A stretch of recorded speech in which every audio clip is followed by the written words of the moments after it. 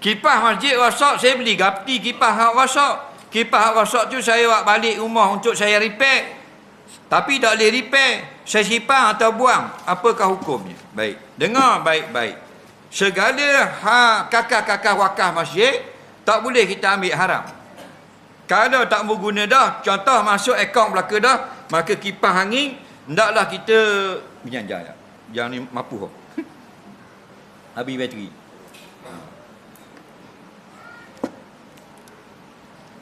Pukul 8.57. Baik.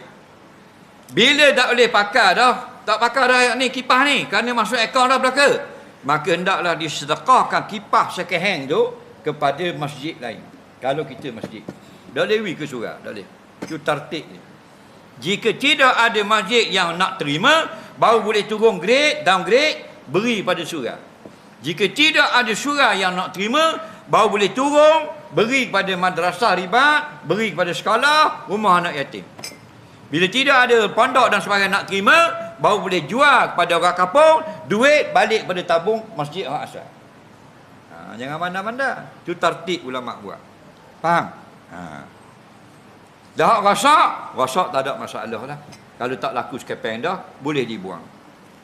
Okey?